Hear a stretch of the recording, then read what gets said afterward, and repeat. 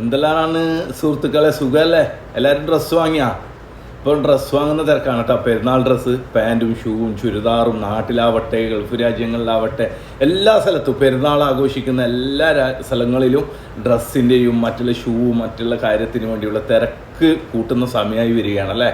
പക്ഷെ നിങ്ങളോട് ഞാൻ ഒരു കാര്യം പറയട്ടെ, അത് പെരുന്നാൾ കഴിയുമ്പോഴത്തേക്ക് തന്നെ വിഷുവും വന്ന് പിന്നെ അതിൻ്റെയൊക്കെയാണ്. അപ്പോൾ എൻ്റെ ഈ വീഡിയോ കേൾക്കുന്ന എല്ലാവരും ഒന്ന് ശ്രദ്ധിക്കണം. എന്താണെന്നറിയാം, നിങ്ങൾ അങ്ങനെ സാധനം വാങ്ങാൻ പോകുന്നുണ്ടെങ്കിൽ നിങ്ങൾ അടുത്ത് എവിടെയെങ്കിലും ATM കാർഡോ അടുത്ത് എവിടെയെങ്കിലും ATM കുറ്റിയോ അതല്ലെങ്കിൽ ബാങ്കോ ഉണ്ടെങ്കിൽ നിങ്ങൾ ക്യാഷ് എടുത്ത് പോയിക്കോ.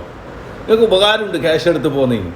കാരണം അല്ലാതെ കണ്ട് നിങ്ങൾ ഈ പർച്ചേസ് ചെയ്ത് സാധനങ്ങളൊക്കെ വാങ്ങിക്കഴിഞ്ഞാൽ നിങ്ങൾ ഗൂഗിൾ പേ ആണോ അതല്ലെങ്കിൽ ഫോൺ പേ ആണോ അതല്ലെങ്കിൽ ATM കാർഡാണോ അതൊക്കെ വെച്ച് സ്കാൻ ചെയ്യുമ്പോൾ എന്താണെന്ന് വെച്ച് കഴിഞ്ഞാൽ അവർ പറയുന്ന പൈസ നിങ്ങൾ കൊടുത്തിട്ട് വരേണ്ടി വരും. അതേ സ്ഥാനത്ത് നിങ്ങളുടെ കയ്യിൽ ക്യാഷ് ആണെങ്കിൽ അവരൊരു 1000 റുപ്യ പറഞ്ഞാൽ അത് 1000 വേണ്ട 800 മതി എന്ന് പറഞ്ഞ് നിങ്ങൾക്ക് ടേബിൾ മേൽ വെച്ചിട്ട് നിങ്ങൾക്ക് സാധനം വാങ്ങി വരാൻ കഴിയും. നിങ്ങൾ ആലോചിച്ച് നോക്കിക്കോ. അന്നാവും നമ്മളെ കയ്യിൽ പൈസ ഉണ്ടെങ്കിൽ അത് മതി എന്ന് പറയാൻ പറ്റൂ. പക്ഷെ ഇതാണെങ്കിലോ ഒന്നും പറയാൻ പറ്റില്ല. അവരത്ര അടിക്കുന്നു.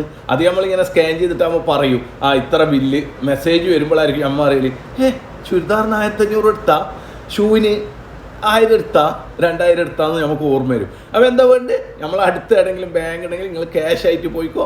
അപ്പോൾ പീഡിയക്കാരനടുത്തുനിന്ന് ഒരു 200, 300, 400 കുറക്കാൻ പറ്റും. അപ്പോൾ എല്ലാവരോടും സ്നേഹം മാത്രം.